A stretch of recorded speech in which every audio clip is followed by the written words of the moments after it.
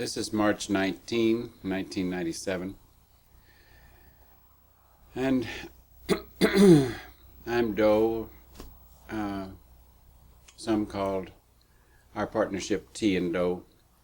That's not my name, but that's how I'm referred to on planet Earth at this time. I've been talking to my students that are sitting in front of me about talking to you.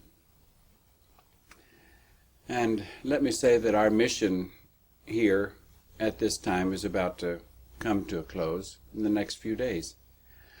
We came from distant space, and even what some might call somewhat of another dimension, and we're about to return from whence we came. And I'd say that when we say we came from distant space, that we're talking about what your religious literature would call the kingdom of heaven, or the kingdom of God. And we came for the express purpose to offer a doorway to the kingdom of God at the end of this civilization, the end of this age, the end of this millennium.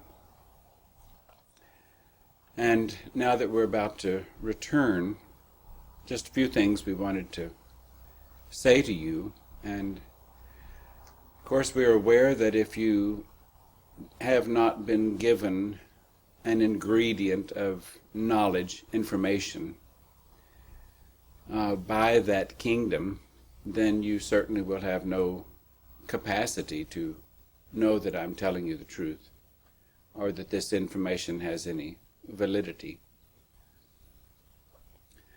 If you do know, when you hear what we're talking about, and when you study the information that we're leaving behind, that it has truth in it, and if you see yourself as a part of it, then you have to respond according to what you feel.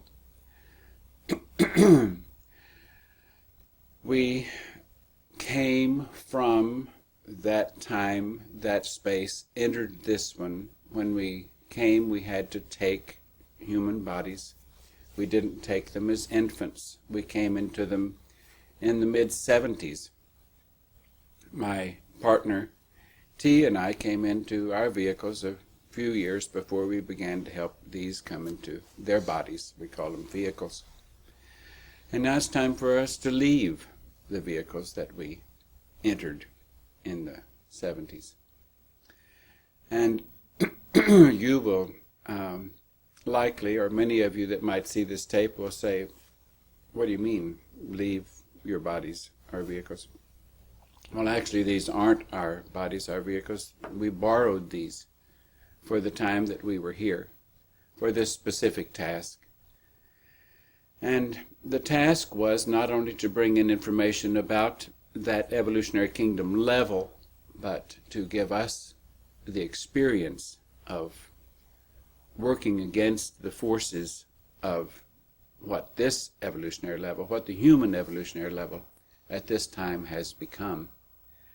And so it was a very good learning experience for us. And while it was a learning experience for us, it gave an opportunity for all who had ever received knowledge from that kingdom to have an opportunity to recognize us and this information, and even move out of this kingdom and into the next level, or that evolutionary level above human, the kingdom of heaven, space, kingdom of God.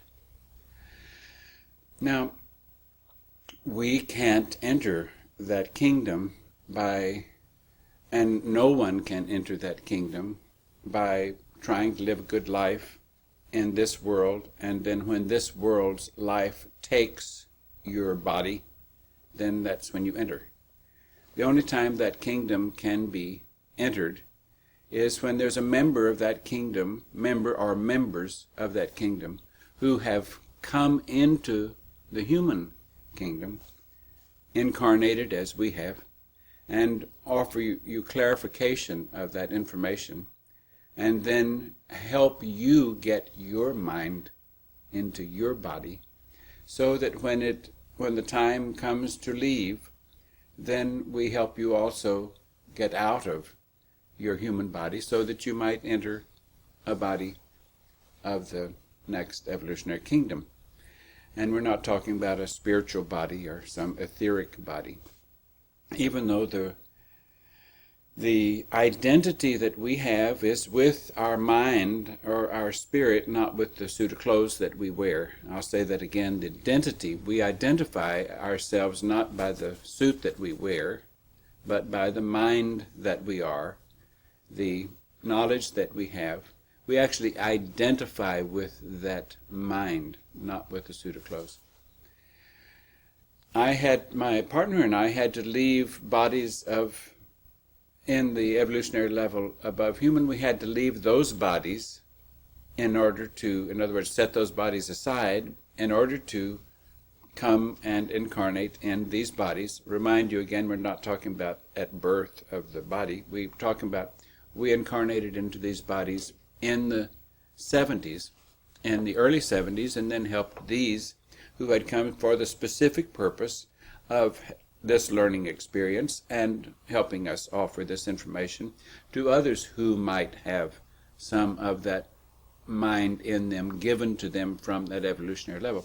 In other words, periodically that level comes in close enough and offers a graduation class, offers life out of this evolutionary level into that evolutionary level. And we're at the end of that time. Now, since we are about to leave, and I said that we're at the end of that time, doesn't mean that there might not possibly be some of you who are watching this tape who know that we're telling the truth, and you can say, but wait a minute, you're leaving. I've never heard of you. Why are you leaving now? And I'm hearing about you for the first time. Well, that is not our fault. We have been here. We have made ourselves known to the public. We have held meetings. We have put out information, articles that have been printed in major newspapers that have gone world over for many years for the time that we have been here. And we've been ignored, or we've been called a UFO cult, or we've been called some New Age cult, or, you name it, whatever cult you want to call it, we've been called that.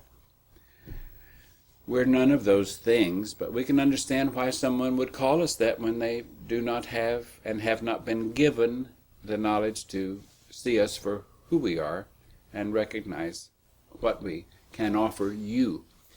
We didn't come here to blow ourselves up. We're unblown while we're in the human kingdom.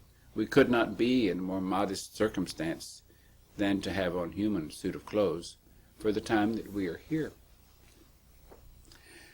Now, we're about to step out of the human clothes that we are wearing.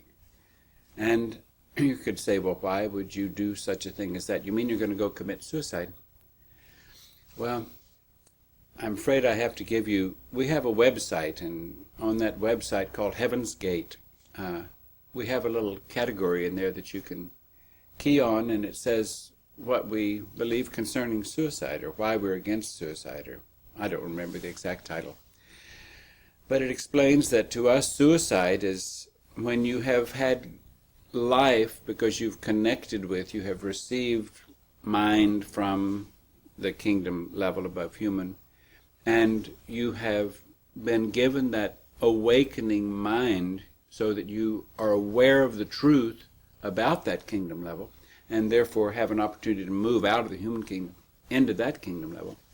And then when you turn against that, or when you cannot do what is required to identify with the mind and not with the body, can identify as something that is of that kingdom and not of this kingdom. If you can succeed at that and find no value of life here, but see this only as a training ground and as a stepping stone to move into that kingdom level, if that can occur to you, then you can go into that kingdom. And like I said earlier, or a few minutes ago, that is periodically offered. Now, if you're viewing this right now and you're hearing what I'm saying, and you might, after hearing this, you might go read the information, and then you might say, goodness, that's me, and they've gone. If you act quickly and you leave this world of your own choice, what? Go commit suicide? Suicide is separating from the kingdom of God when the kingdom of God has reached out and offered life to you. That is suicide. So to us it would be suicide to not leave. It is suicide to not leave. It is to take life to leave this body behind. It is to significantly take life. This is not life to us. This is like living in a civilization that is of history, that is barbaric, that is primitive in comparison to the civilization of the level above human. The kingdom of God, we said, the kingdom of heaven, as it says in your history books or your religious material. So we are about to regain life, and we hope that our lesson time here has made us stronger and able for better service in that kingdom level. And we hope that we have also, while here, served in some capacity to help others or all that might want to take advantage of the fact they have been given the gift of life. We hope that we have adequately fulfilled our position as service to the next level while being here.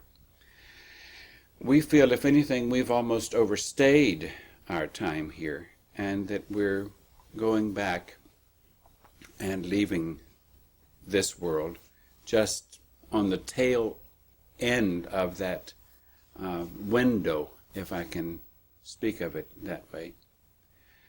Now, we feel that the planet, the life forms on the planet, the civilization on the planet, and much of the life, vegetation, everything of the planet is about to be recycled because it needs to be refurbished and can have another civilization. It's funny that the human kingdom has never really awakened to the fact that, when the archaeologists find bones, and there are so many thousands and so many millions of years old, they've never really realized that those were cycles of civilizations that were still buried in the refurbishing preparation for another cycle. Instead, they see all of that as one civilization that has gone all of that time. At least most of them do.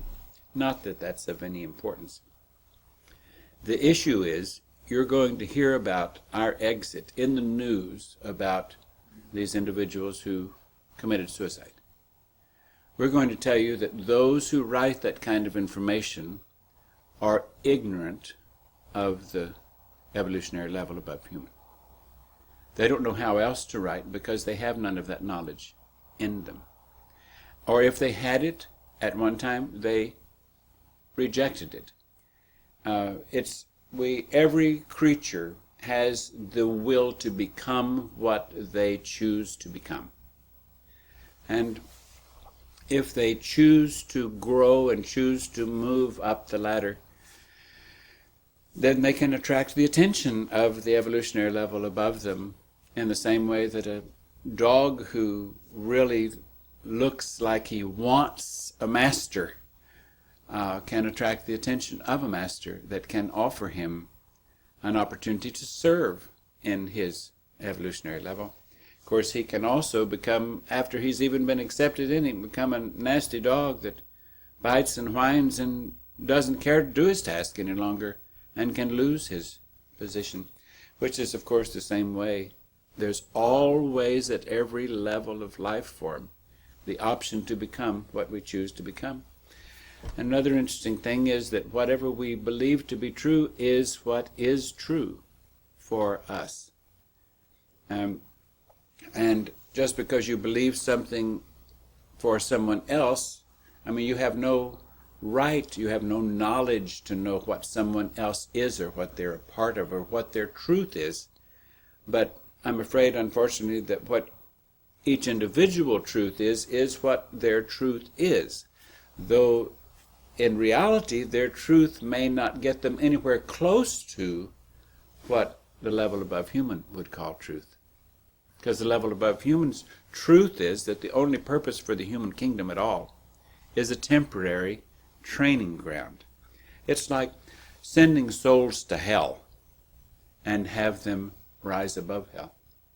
Rise above the addictions of everything of the human kingdom and see through the human kingdom and grow to want the evolutionary level above the human kingdom so badly that everything in the human kingdom becomes distasteful to them. Every relationship they had, everything that their bodies had liked or was really addicted to, whether it was relationships or the pursuit of human knowledge or drugs or anything that they liked at the human kingdom, becomes an interference, becomes a stumbling block, and it gets to be hated because it's an interference. So there was a representative here a couple thousand years ago that told those that he dealt with and said, you must hate everything of this world if you expect to go into my Father's world. If you cling to life in this world, you will not know life in my Father's world. Simple truth, always true, will always be true as far as human kingdom level in relationship to the kingdom of heaven or the evolutionary level above human. So the only reason we're doing this little tape right before our departure time is in case there are some that still might see this, because it's like this world has become so corrupt that the only way you can be a media event is to do something like what your world would translate a group suicide. Suddenly that's a media event. Now, it'll be a miracle if this tape ever is permitted to become knowledge that could spread across the world, to even give individuals a chance to know what we have to say about what you might have been offered, or what you might even still be offered if this connects with you. In other words, you can change rapidly. You can squeeze many years into a few days if your change can happen that fast. If you hated this world enough to leave it, everything about it, just because you have heard this and you want to go into that next evolutionary level, into what I consider my Father's kingdom, my older members' kingdom. Now, the humans have a crazy idea about what the kingdom of God is. They think the kingdom of God has one person in it. That's God. There is a kingdom of God, like there is a kingdom of man. There are many members in that kingdom. And that does not mean that there is not a chief of chiefs. There is a chief of chiefs. There is one that is the top. But for a human to have any comprehension of the social structure of the chain of command in that evolutionary level is as hopeless of a reasonable task to understand as it is for a dog to understand the structure of organization at the human level. It just is not fathomable to human brain.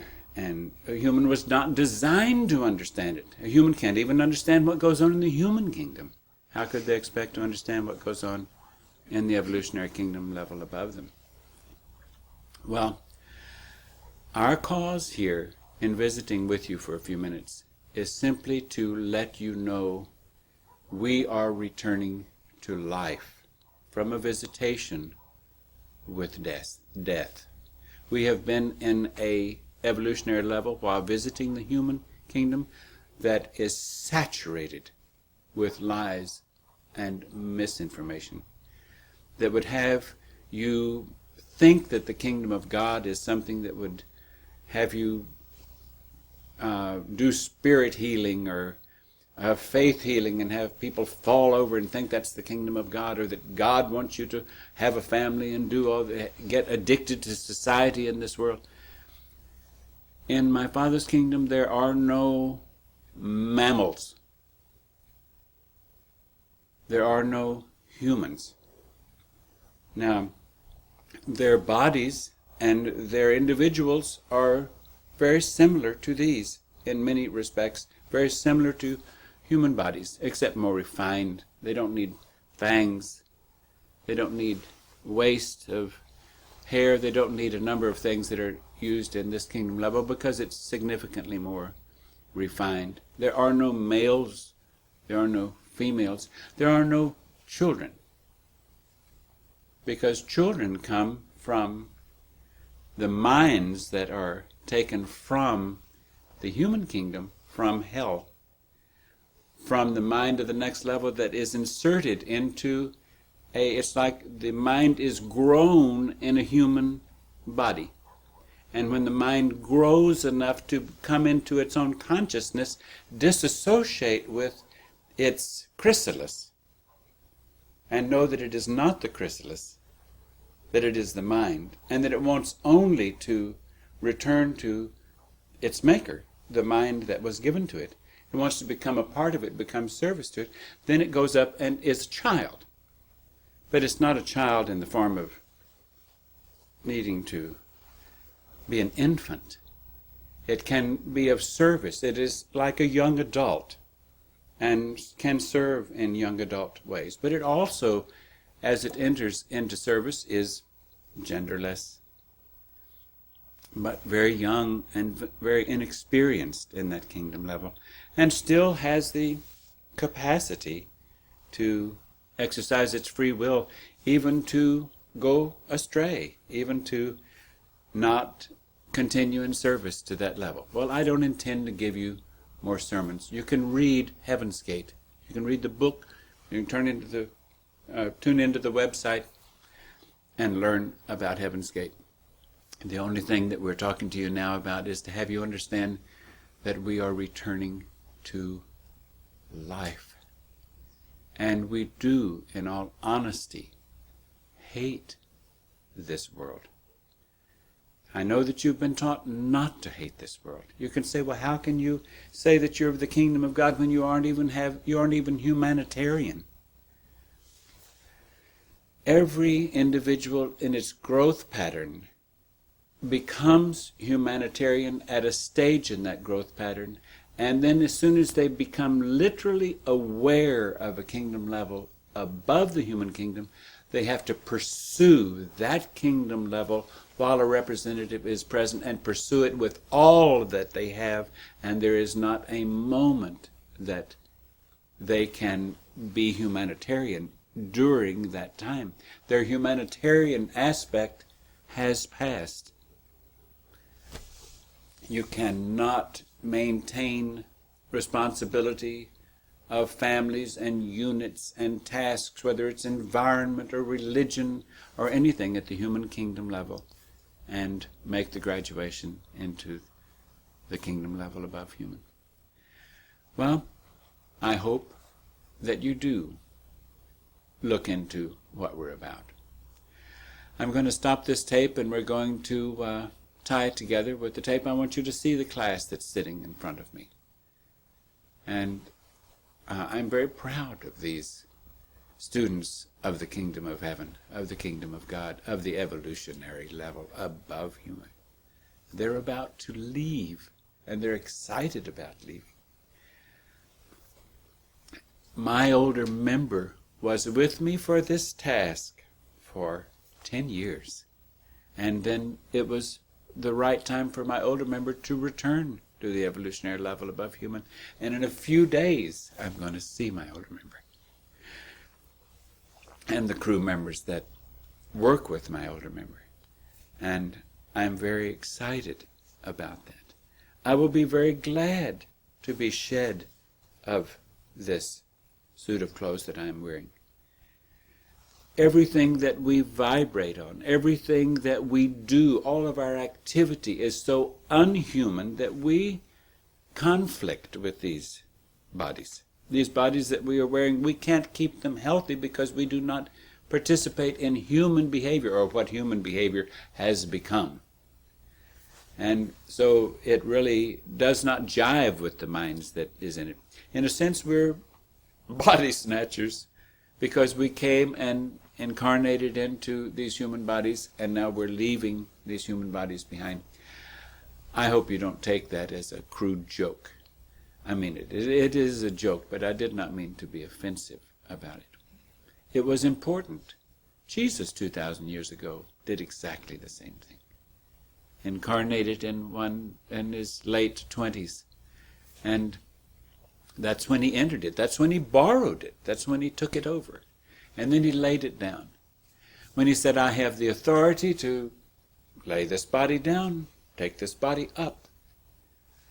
In the same way, we had authority because we were of the evolutionary level above human. We had authority to put on this body, as we did in the 70s. And now we have the authority to lay down this body. It is not ours. It does not jive with us. It has desires and impulses that are hideous to us. And we have to get control of that. We have to have that in such control that it does not interfere with us, or we do our best to have that in that degree of control. The students that are in front of me are of various ages. I'm not talking about their bodies, I'm talking about their minds. Some of them have had more experience, more time to develop control. Some of them are significantly hindered by the vehicle that they are wearing, and it makes them more difficult.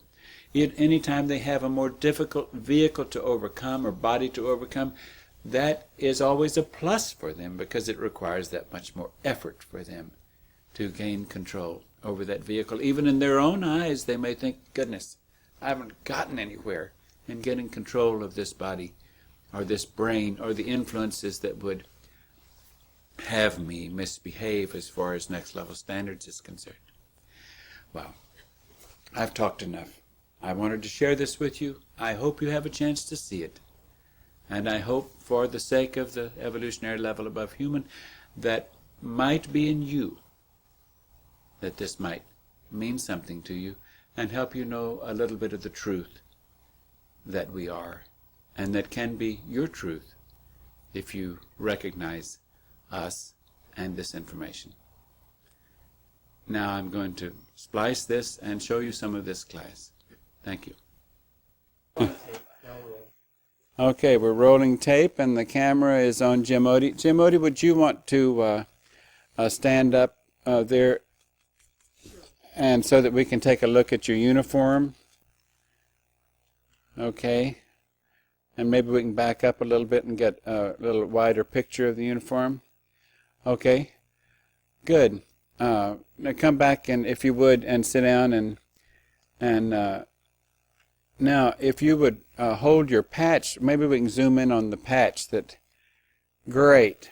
See, turn it the other way a little bit. No, the opposite way a little bit. There you go. Now we don't have, there we go. See, it says Heaven's Gate awaiting. And that's exactly what that means to us. We've been away and now we're going back. Okay, go back to Jim Odie, if you would. Okay, thanks Jim Odie. Now let's go to Dave Odie. Hi Dave Odie. Look at the camera. You look great. Okay, now let's go to Al-Odie. There's Al-Odie. You might want to... There, great.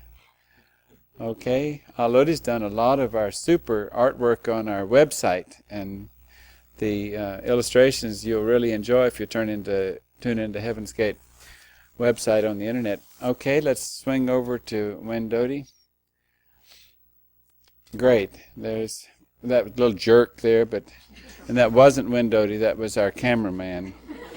Okay, that looks good. Okay, thank you, Wendodie. Let's move on over. There's Alex Odie.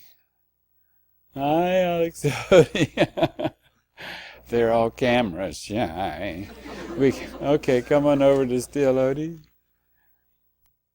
There's Steel Odie. Might want to turn that down just a little bit.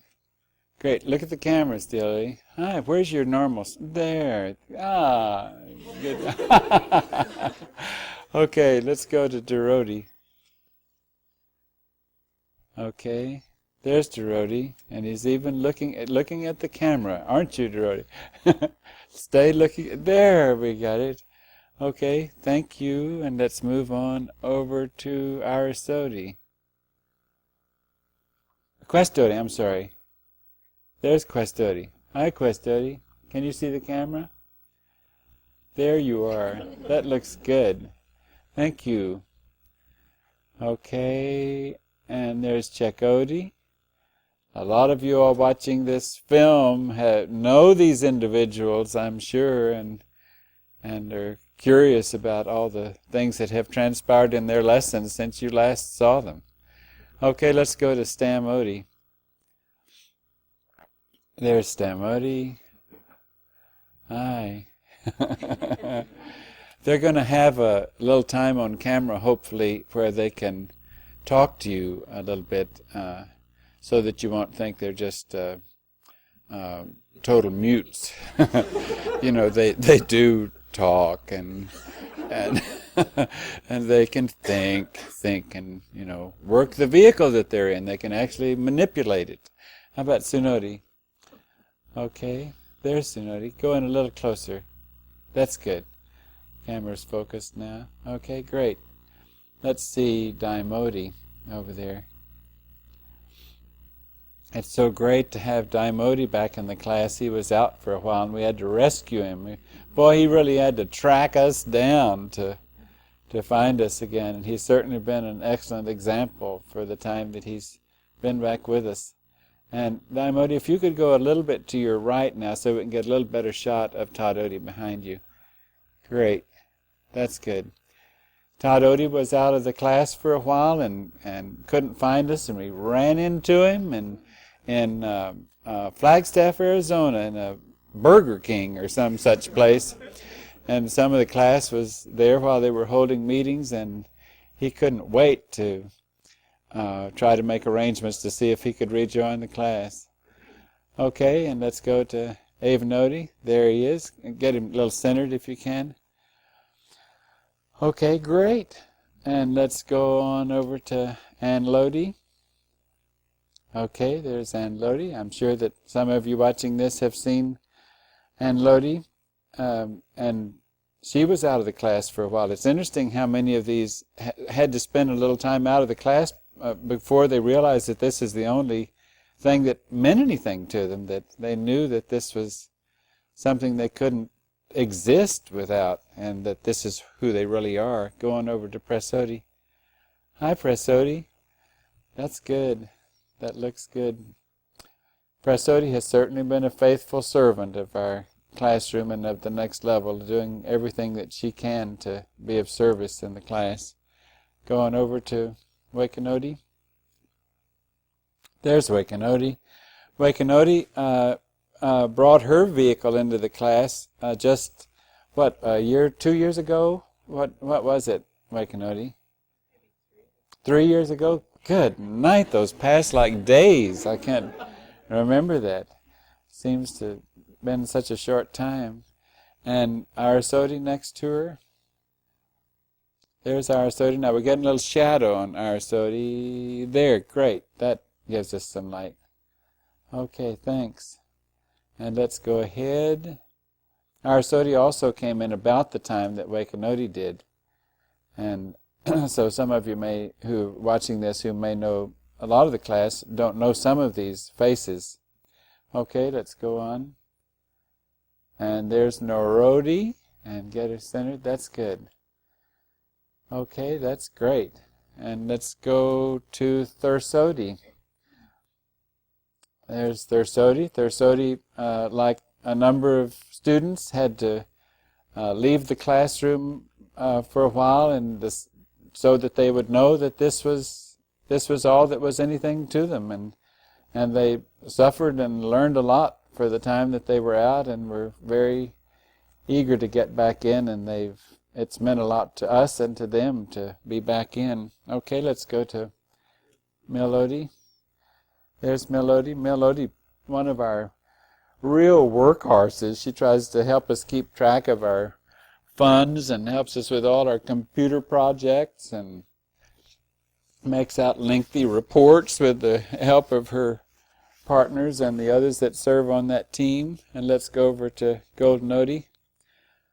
Golden Odie's Melodie's partner, and she's one that came in, about 3 years ago, Golden Odie? And she has served so well and worked so hard and been such a just tedious student in service ever since she's been in the classroom. Okay, let's keep going.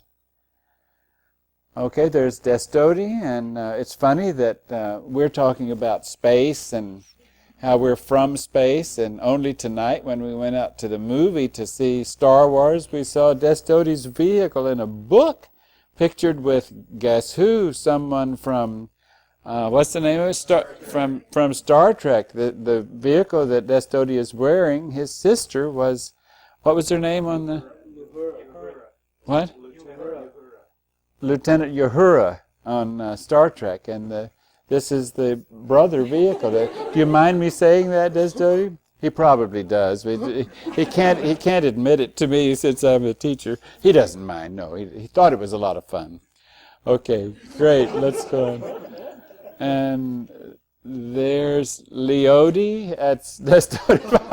Destody reached over and tickled him because he wanted to be sure that Leody smiled. Leody was out of the class for a while, and I think we ran into him in what state? In Salt Lake, and it was so good to be able to have him back in the class. Okay, and we go over to Evanody that came in a little space between where some of these returned. Evanody, how long have you been in the classroom? 5 or 6 years, something like that. And she's certainly been a super help to all of us and has really kept control of the demons in an exemplary way. I mean, I say that because we all have to deal with demons on a daily basis and try to, it's a popular thing now for humans to say that they are dealing with their demons, but nobody knows what that means like we do when you're trying to overcome the genetic imprint of the body that you're wearing and the discarnates that would influence them. Let's go over to Junodi. Okay, there's Junodi, and she's certainly been a workhorse for us in every area, and we're proud of all of the service that she has rendered to the next level during our classroom stay. And there's Glenody next to... There we got a little shadow on Glenody. These that you've just watched, Junodi, Evenody, and Glenody, like Alody and some of the others, have been big contributors to our book, Heaven's Gate, that you can find on internet, as well as the hard copy that's available if you want to find it from internet. And Glenody's worked like a Trojan on the book, and it has really come out to, we think it's come out to be something we're very proud of. Let's go over to Starody. There's Starody. Go in a little closer if you can. Looks great, Starody. Okay, but Starody is one that really holds the fort down in all the tasks that a lot of people don't like to perform. She has worked so hard in the areas of the Nutrilab and the Fiber Lab, and just has really been a hard worker in areas that seem so mundane in some people's views.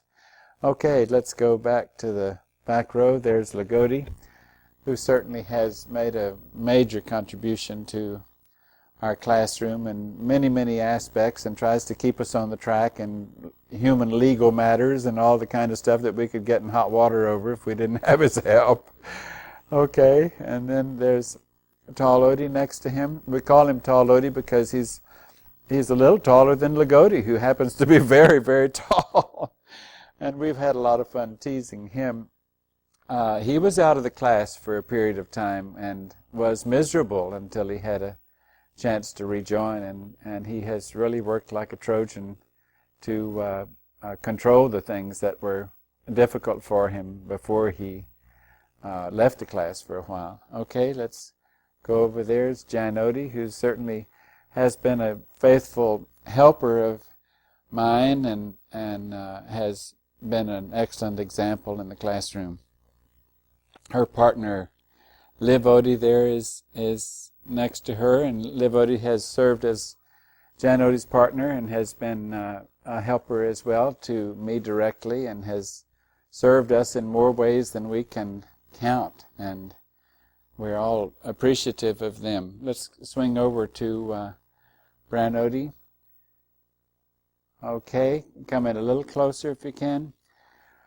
Branodi was out of the classroom for a while and has had a tough time dealing with a vehicle that gave her a lot of trouble as far as problems that humans would call a physical handicap, and she has really risen above the things that the vehicle would cause her to have problems with, and we're proud of her. Let's go over to her partner Sam Odie. There's Sam Odie, who, like Star Odie, has really filled in the hole on things that of the menial tasks that have to be done in the craft. Worked in sewing so much, and cleaning the craft, and in the laundry, and all the areas that seem to always need attention. And she certainly has never been slow on energy and all that it takes to keep us in good shape. Okay, let's go to Song Odie next there. There's Song Odie. She's also been one of our bookkeepers and pursers and helped keep us with the numbers and the records, as her partner Sylv Odie has. And Song Odie has, like many of the class, they've also served in out-of-craft tasks and to help keep us in our financial needs, as well as keeping our records and trying to keep us in order so that we try to know what we're doing. It's so hard for us to tune into the regimen of the human world and to treat it with the respect that humans would like for us to treat it with, but we do the best that we can while we're here. Let's go over to her partner Sylv Odie, who has certainly served in similar capacities so well. And Sylv Odie was also out of the classroom for a while, and she, like the others, knew that this was where life was, and she came back to life when she had an opportunity to return to the classroom, and we're so glad that she knows who she is and what she's a part of. Okay, now I guess at this point we'll stay on Sylv Odie for a second while the camera people go, so that we can get them in here. Okay. Hi, Sylv Odie. Okay. Now Still Odie's going to take over on the camera and swing over to Vernodi. Okay, there we go. There's Vernodi. See, we have a new cameraman now. That's the reason we jerked a little there, but he's got it in focus. Can you reduce the light just a tad? Okay. That's good. And Vernodi has also been in, how many years, Vernodi? 3 years. And Vernodi has really been a hard worker and has served a lot in our CompuLab. We call it CompuLab. It helped so much with not only out-of-craft tasks that we've done with CompuLab, but in trying to get our internet work under control, and has been a very good servant, not just in those ways. And he's, I think probably he would tell you that he's had one of the his share of the same things that I talked to you about earlier, that we all have those demons to conquer, and yet he knows that this is it for him, and we know how much he knows that. And well, I better get off that before I embarrass him anymore. Let's go on over to Sarodi. Sarodi's the clown of the class, or I shouldn't say that. I'm teasing him, as I always do. And he has also been a very good servant of the class, and in many, many ways, and never shy of energy, never shy of wanting to serve in every capacity. That we always have to tone him down. We keep saying, down, Sarodi. But he's really been a good servant. Well, we wanted to have a chance to let you see these close up, and we're going to try to have a chance to have them take camera back to all of these so that they can talk to you, and you can know that they do have a voice, and they have some very strong thoughts of the next level that I'm sure that they would enjoy having a chance to briefly share with you. Thank you.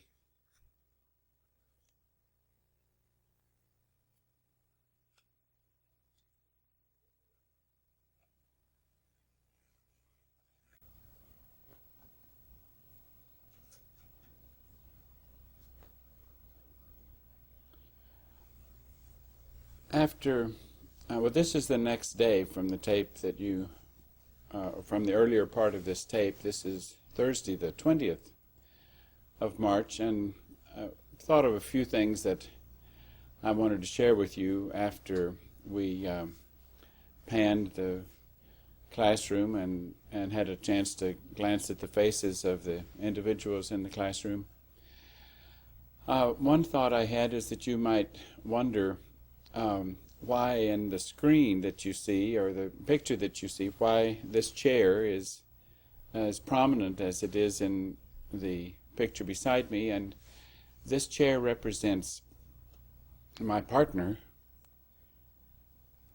who I think I mentioned earlier was with me physically, had taken a body with me in the 70s and was with me physically in this task for 10 years. And then my partner is an older member, and it was after 10 years it was time for older member to return to the level above human and to give me a chance to have more experience, more difficult experience, and to learn a number of things that my older member had experience in, and that I couldn't have had without the responsibility of a new relationship with my older member. So this is T's chair, and this is, I hope that T occupies this chair many times, that I might not be able, even though I might not be able to see T. But certainly I'm awkward talking about this because there are so many mediums in the world that have a relationship with spirit, and this is not a relationship with spirit. This is a mental communication through actual technical means of the evolutionary level above the human kingdom. But still I'm uncomfortable if I am the center of attention without a reminder to me and to my students that my partner is with me, beside me, and I look to my partner in every aspect. I hope that I would fail if I did not look to my partner and literally ask questions of my partner. Now, since T is in the next level and no longer occupying a human vehicle, then sometimes when I ask T questions, I may not get an immediate answer, and I might get an answer a little later. I may get an answer days later or months later, depending upon the question. Sometimes I may not get an answer at all if the answer was inappropriate or tending to the question was inappropriate. But I did want you to understand why this chair is so prominent and what this means to me and to our classroom. Another thing is that we realize that your screen has kind of an optical time lapse in it, and we came by this quite by accident as we were setting up to make the tape, and when we saw it happening, realizing that the different images are one frame different in our video, it seemed interesting to us, and we thought we would try to use it. We hope it isn't distracting to you. I realized when I was talking about the classmates and the camera was on them individually after I spoke to you last evening, that I caught myself a number of times realizing I had spoken of the vehicle that they were wearing as them, and I was very uncomfortable realizing I had done that, because that's something we work hard to try to break the habit of, because we know that the body is not us. We took the body when the body was even mature, and now we're going to leave the body. But I remember when I spoke to you about tall Odie, and I said, because he's so tall, or I think I might have said that, instead of always remembering to say, because his vehicle is so tall. And he and Lagodi are in the 6'5" plus area of the vehicles that they're wearing, and so that's just, I had to bring up that we try always to qualify when we're identifying with each other and we're talking about the vehicle that we're wearing. We try to say our vehicle did this, our vehicle is experiencing that, meaning the body that we're wearing. And the reason we don't like the term body is because the vibration that humans use when they refer to their body, because it's like a very physical, very human vibration, much more so than vehicle is. It's more objective term. Well, I feel the reason I wanted to make a little more tape is to go over a subject I touched on with you last evening that I want to get into again, just as a reminder, and to maybe try to make it a little clearer. The thing that would disturb me is to have you think that we think, or that we're proposing such an idea that if you want to move from the human evolutionary level to the kingdom of God or the kingdom of heaven, evolutionary level above human, that all you have to do is get out of your vehicle, get out of your body, prior to a natural death or an accidental death, what humans call a natural death or accidental death. And that certainly isn't true. I mean, someone can leave their body, or what a human calls, someone can die. That term just disturbs me so, because if that individual is that individual, then they are something more than the body. So I can't imagine thinking when someone dies. So even in speaking of humans, we'll speak of what happens when a human leaves their body. Well, the term that is so familiar to us and that we're so comfortable with is that when we come into a body, we incarnate in the body, or we incarnate. We are in the body, so we have incarnated. We've moved into flesh, so we are incarnate. When the individual leaves the flesh or leaves the body, then they are a discarnate. A discarnate. So when you're in body, you're incarnate. When you're out of body, it's a discarnate. And of course, there are many, many discarnates in the atmosphere all the time. There are discarnates, even the mind, the spirit of lower animal forms go into the discarnate. And don't forget that the evolutionary level above human, the kingdom of advancement, the one that has the garden here, that owns the garden, that made the garden and made everything. I'm not talking an individual, I'm talking about a kingdom level. That kingdom level has their own plan as to when a garden is recycled, when how long discarnates might stay in the atmosphere before discarnates are recycled, and whether or not a discarnate is worthy of moving up a level or not, depending upon what they have become by their choices. So the important thing is that to try to make it very simple and very brief is to say that the next level, the level above human, every couple of days by their time, when they have a garden planted and the plants on the garden, what we would call the humans, have reached a certain development stage of having some self-awareness and having some consciousness, some choice mechanism of growth, that then they nurture them a little bit with intelligence and an awareness of their level above them, and that they actually made them, and that if they please them, they can move closer to them.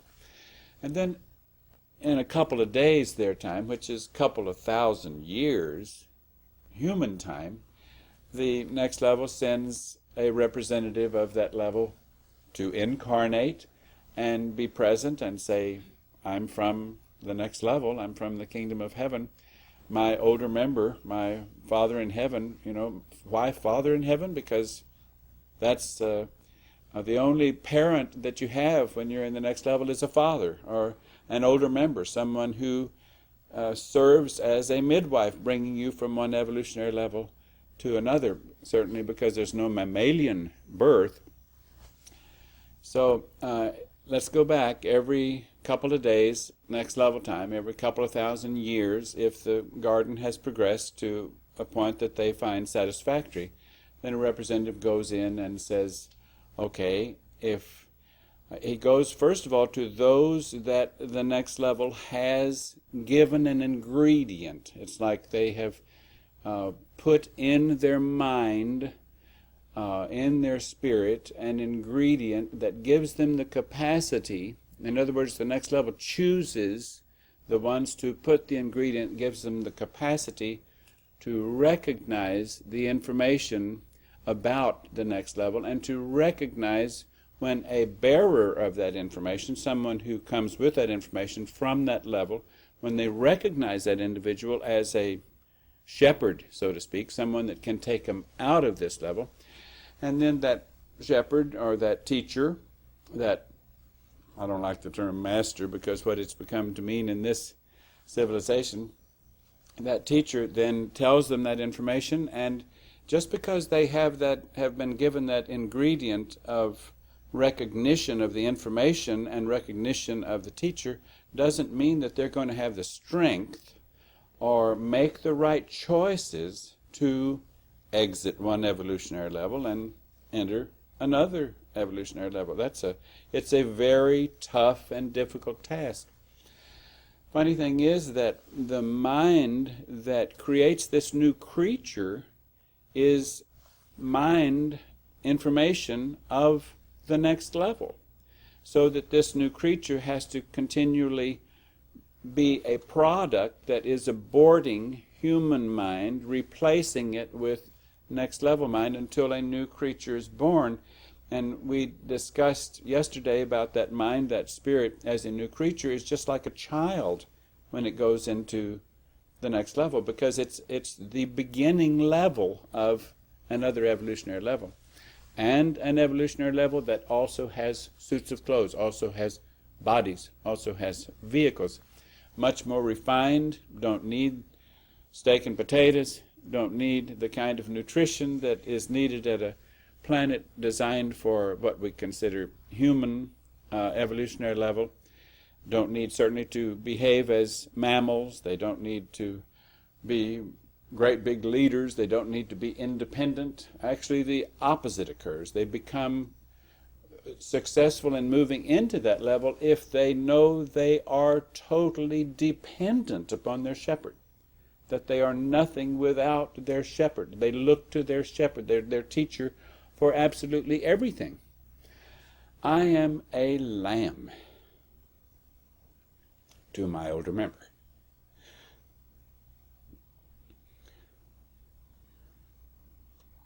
My older member is my shepherd. My older member gave me birth. And though my older member gave me birth a long time ago, and I've spent time in the evolutionary level above human, makes me no less of a lamb in relationship to my shepherd. I apologize for the vehicle feeling the strength of that and becoming emotional, but I know of my total dependence upon my relationship with my older member, with my teacher, with my shepherd. Without that, I can easily go astray. You could theoretically go into the level above human, become a member there, and go astray. Stop looking to my teacher, my older member, my shepherd, and become like some that in the legend books or in the Bible or in the various mythology is the serpent or Satan or Lucifer, someone who does not need that teacher, shepherd, gets an ego of their own and a design where they don't feel they need to overcome all mammalian behavior. This is an interesting time because in this particular civilization that we're visiting now and about to leave, this civilization now is beginning to have an awareness of alien creatures they call space aliens and We call them Pleiadians, and from different areas of the heavens. And the key to who is member of the next level, or the evolutionary level above human, is very clear. Only non-gender, non-mammalian, only individuals that are linked in family groups, like this is a family of not male, not female, and a relationship of child or younger member to older member, younger member to older member. And where that younger member, older member chain ends, and you find the older member, who's the top older member, or the chief of chiefs, like I said last night, is beyond our comprehension, certainly beyond our capacity with human brains to bring that into any clear understanding. But the important thing is not to think that we are saying that if someone exits their body before its so-called natural death, that they're going to go into heaven, or they're going to, even though they may think they love God. How do they know if their God is the right God? Well, if a member of the next level comes, or if the information that is from the next level, it is very unique because it has a very narrow parameter of information. It's trying to help you want nothing of a mammalian world, nothing of addictions, nothing of replicating, nothing of... Now, those things were okay at the human level. But there comes a time when an individual has an opportunity to grow out of that and move into a level as an individual to get a new suit of clothes that's neither male nor female and can be of service to an older member or a crew chief or whatever title might be appropriate in the relationship of a servant to someone who is responsible for tasks needed in another evolutionary level. So I hope you understand that. In other words, to get into a discarnate condition doesn't mean I'm going to go anywhere, or doesn't mean that individuals in this human civilization to get in discarnate either at the end of a lifetime or whether it's premature or not, doesn't mean they go anywhere. They go only according to what they know. In other words, if I believe in some city in space that is where I'm going to go, and I feel that I have visited that and that is my reality, then that reality will be mine when I am discarnate. Our information that we have while incarnate is exactly the same information we have when we are discarnate. Therefore, when we step out of the vehicle, we got to know where our tour guide is for what's next. We have to know that we have connected with a guide that, I hate that word because of what it's become, with a shepherd. We know we can connect with a shepherd that we trust, and that we have decided that this is, if that shepherd will have me, I want to continue to be a sheep as long as that shepherd will have me, and I will do everything I can to please that shepherd. So back to how can you know if my God is a God of the kingdom of God? If my God tries to increase my life in this world, or increase the time in this world, or increase material things, or increase family, or increase humanitarianism, or increase anything in this world, then it is not a member of the kingdom of God. That's hard to take. I know it's hard, particularly when you live in an age where every preacher is saying there's nothing wrong with wanting good things, nice house, nice car, nice... Just pray to God and He'll give it. He wants you to have nice things. Well, it is true that the evolutionary level, when they send a representative to help you get into one world and out of another, they provide very well for you. But that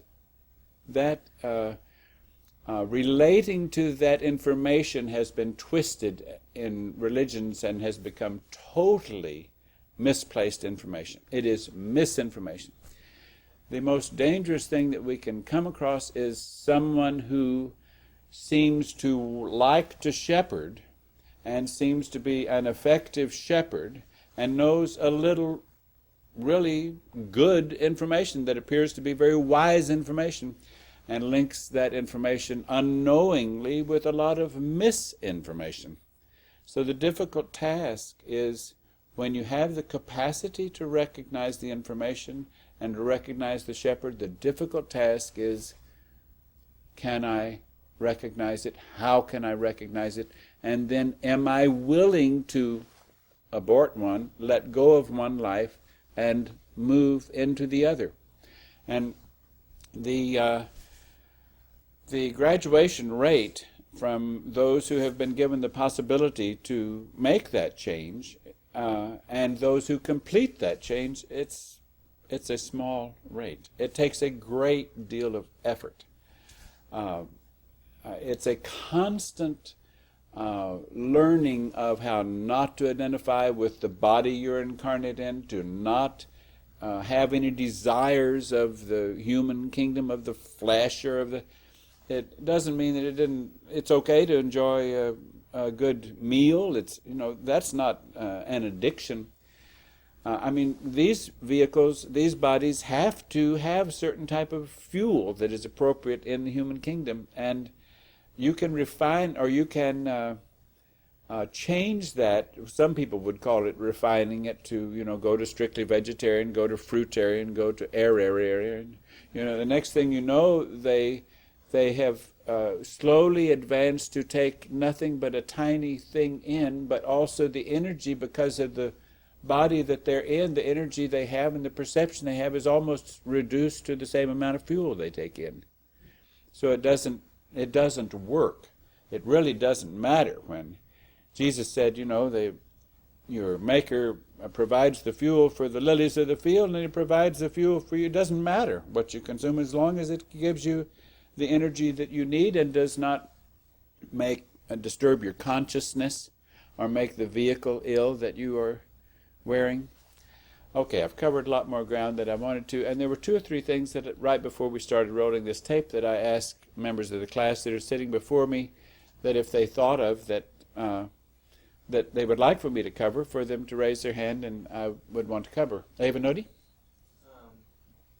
Could you tell people what the Odie on the end of the Okay, yes. You when we went around doing the tape last evening, and I said, this is tall Odie, this is low Odie, so forth.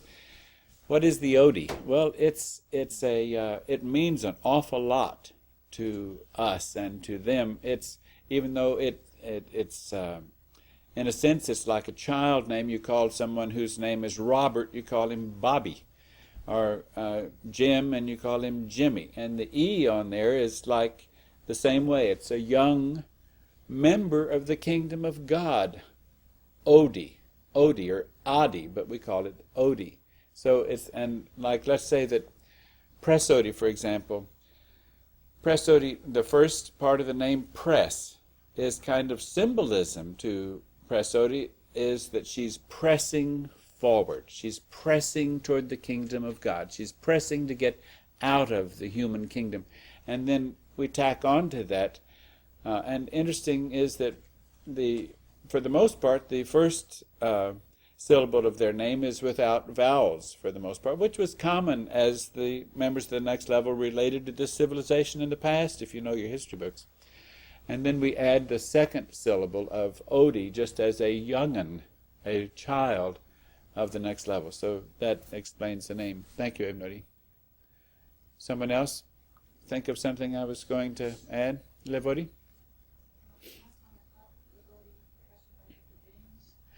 Oh yes, it's good that we talk about this, because I'm sure the news media, after we leave, is going to have a heyday comparing us to the Davidians and the Solar Temple group based in Canada and Switzerland. I don't want to demean them at all or criticize them, because, well, let me start at another place. I spoke to you earlier about how a shepherd and a flock, and just because you leave your body doesn't mean that you've got a shepherd, or that the shepherd that you are following is going to lead you to the right place. That's the difficult task.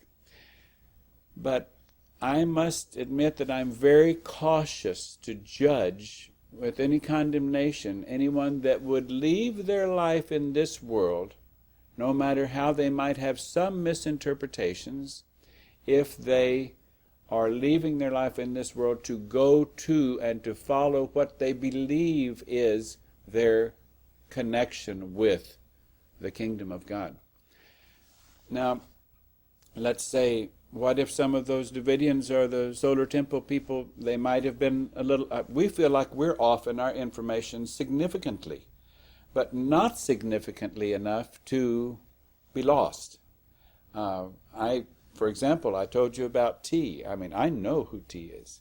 I know so well that I can put my trust in tea. I mean, that's my whole stake is in my relationship with my shepherd, and that is more than adequate for me.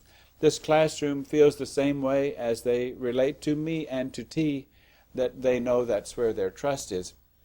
And though we might have a lot of misinformation, and clear information of the next level cannot be brought adequately into this environment because of all the interference of this environment. It's like all the radio waves that are interfered with, all the communication is interfered with. And why would the human kingdom have significant knowledge of the level above it? All the hope most they can hope for is to know that it exists. And then when that kingdom sends a representative, that representative is given just need-to-know information, just enough to help them develop a degree of trust and recognition, because they were even given recognition of that information, that can help them then know that's where they're going. Back to Davidians and Solar Temple. I feel very, very disturbed when I hear people condemn them, or condemn David Koresh, or condemn the other group. Because no matter how far off they might be, I find it very difficult to believe that they will not have further opportunity to go in the direction of truth if they have sacrificed willfully everything of this world in an attempt to follow a shepherd into the kingdom of God. That is a magnificent statement of their focus, of their desire.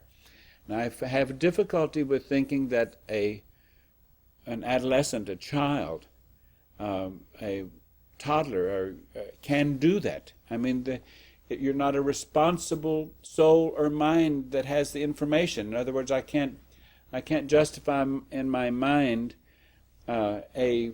someone very young losing their life in this world when they've just begun it, when they don't really know what it is that they are choosing to give up. It's almost like they're getting in on the coattails of their relationship with the students, which would then be the adults that have the accountability, the responsibility for their decisions, where these young people certainly do not.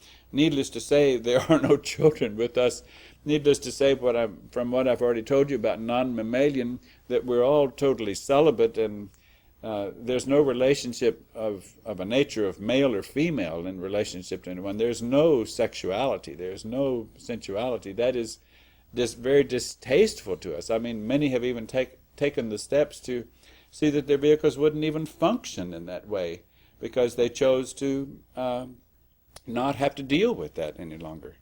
So that could do a number on your heads right there, just to know that. But that to us, it's like if your eye offend you, pluck it out. It's the same idea. If something is so offensive to you that your control is threatened by it, then why shouldn't you dispose of it if you have that option to do it? Not that I have ever talked anyone into taking that action, but I've done the opposite. I have hesitated and hesitated and hesitated, and required that a student who would take that action prove to me of their seriousness and their desire to do it, to the point of repetition, that's what they want to do, and then they know that they have made that choice.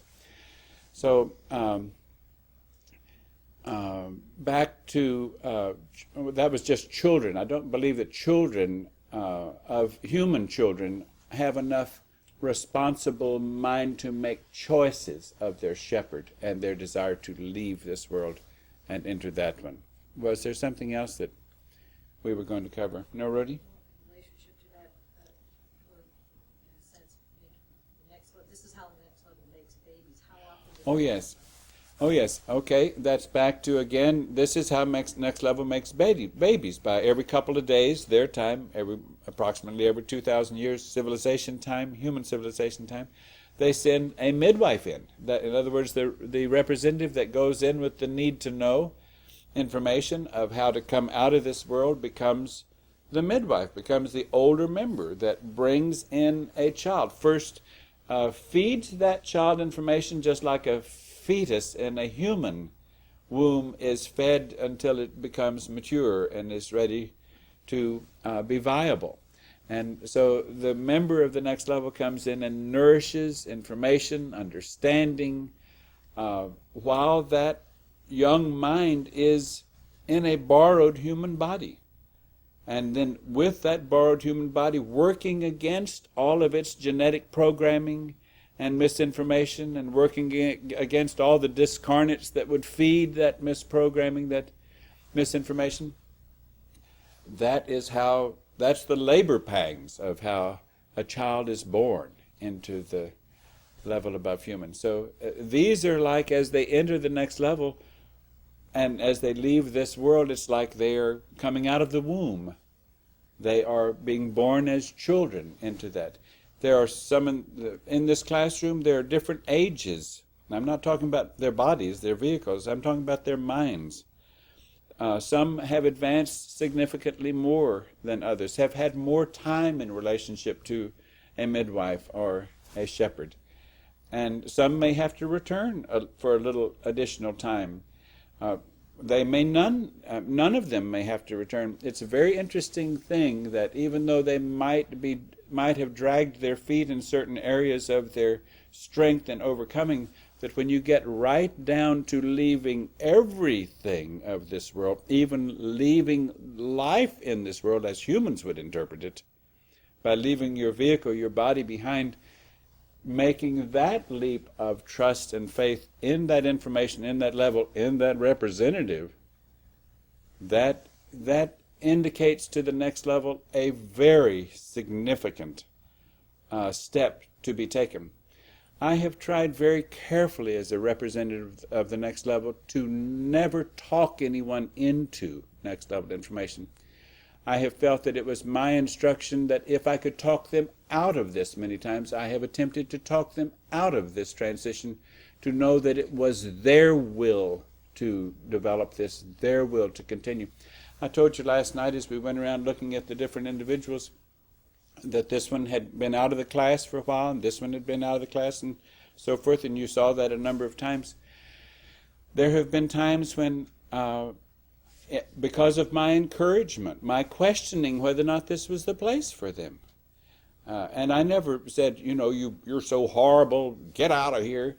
On the flip side of that, we do not want anyone here who does not desperately want to be here with all of their being. That has to be their feeling. This has to be their happiness. This has to be their joy, even though the growing pains are tough at times, and a lot of suffering occurs as they abort humanism. But that's the same birth pangs in parallel that you would have, as Narodi said, as a child, as making the comparison of how babies are born from one kingdom level into another one. Was there something else that we were going to cover? Somebody? What's that? I think we've covered that enough that maybe we haven't, but it's obvious that I've made it clear to you that my shepherd, my older member, is the one that I make reference to as T. That is not that individual's name in the evolutionary level above human. I don't have the memory of what my older member's name is because I wasn't to bring that memory into the human kingdom. It shouldn't be shared. If you can call that name, trouble exists because that person, that individual answers to that name. You know, Jesus, the individual that was in the body named Jesus, does not have the name Jesus. And if he, that would be terrible. Look at the masses of people that call his name and say, I love you, Jesus, I'm so glad that you died on the cross so that I don't have to do anything. It's just because I love you so that I can get into your kingdom. You did it all for me. You shed your blood. And that's a lie of the lower forces against the truth. Jesus said, if you follow me, if you do everything that I tell you, if you do all of those, that I can help you become what I am and more, if you overcome everything of this world. You follow me, you will hate everything of this world. Every relationship you'll hate. Mother, father, sister, brother. You'll hate everything of this world because you only want to be in my Father's kingdom.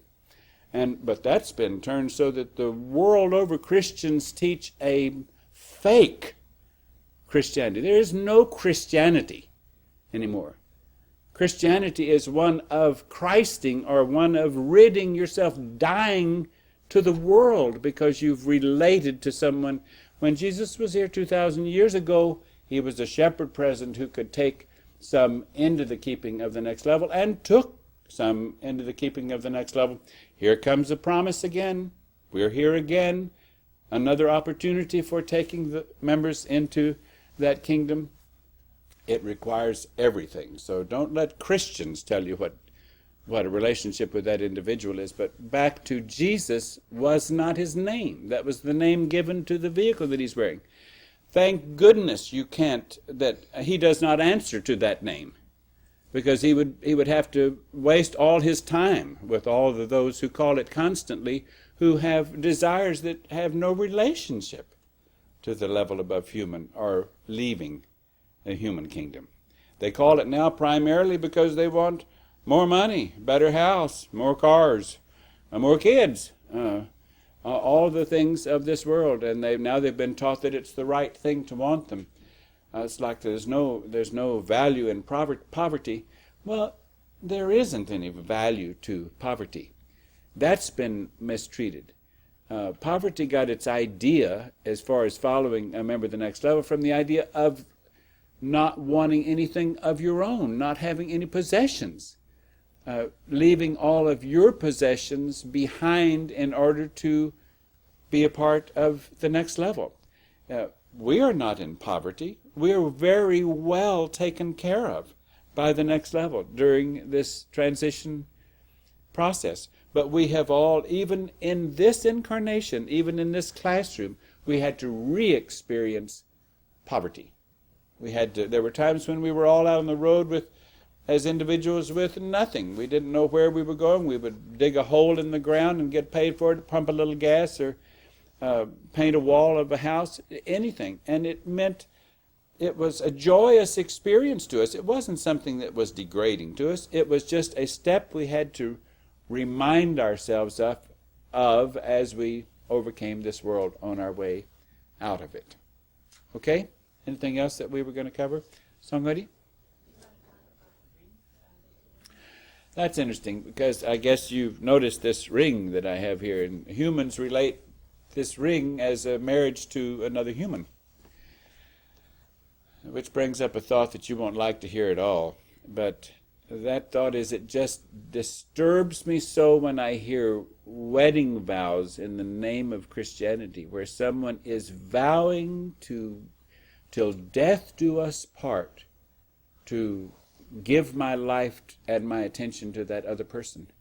That means I'm not going to, in this lifetime, even consider giving my life totally to a representative of the kingdom of God.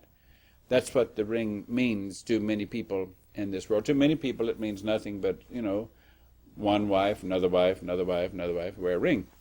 Okay, to us, it means our committal to the next level. It's like we are, in a sense, symbolically married to our older member. And because we certainly also it makes it convenient for those in the class, if they have that ring on, that others then don't start looking at them if they see them out in the world doing tasks, thinking, oh, that's somebody I might get interested in, because it helps kind of say, I'm taken. I'm not available, so to speak. So this is my committal to my older member and to the next level. But that's my secret. But we shared that secret with you because you see it and you wonder what it might mean. Anything else that we wanted to cover that you're aware of? Well, we're so excited we don't know what to do, because we're about to re-enter the level above human. And we feel like that my older member and the crew working with my older member has said to us, we can't wait any longer. I mean, we've done everything we can, and you don't need to stay there any longer. It's time for us to get on with the refurbishing of this planet. It's time to start the cycle. We're right at the point where you can't stay there any longer without being significantly disturbed by what has to happen to this planet. So it's okay with us. We're very, very glad. We hope that we took advantage of the time that we had incarnate in these human vehicles, and will be of better service to the next level because of it. One other thing that I'll mention before we close this is to tell you that I've asked some students if they want to take our camera and go around to some other students and see if they have anything they want to say on camera that they might leave behind for you to observe. So we'll consider this tape 1 right prior to our exiting human kingdom, and we'll have a second tape that will be, if we proceed with this, which we may or may not do, but you might find another tape that would be someone asking questions and giving an opportunity for other classmates to express what they might want to express in their own overcoming or their own knowing who they are and where they're going. We hope this might be helpful to you, and remember that if you might know who I am, if you might know the truth that my older member gave to me, and that gift of recognition of that information is a part of you, belongs to you, you recognize that that is in your head, then I can be your shepherd. My older member can be your senior shepherd. You can follow us, but you cannot stay here and follow us.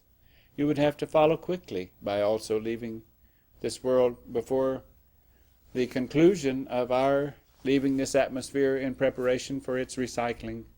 That would have to happen quickly. And don't forget that new civilization planted, next level will come again. They'll do planting. They'll relate to it. They'll have representatives. They will offer the same thing, how to get out of whatever that human civilization, that next human civilization, might have become at the time that it's ripe enough for them to go in and begin to share information of the next level with them. Thank you.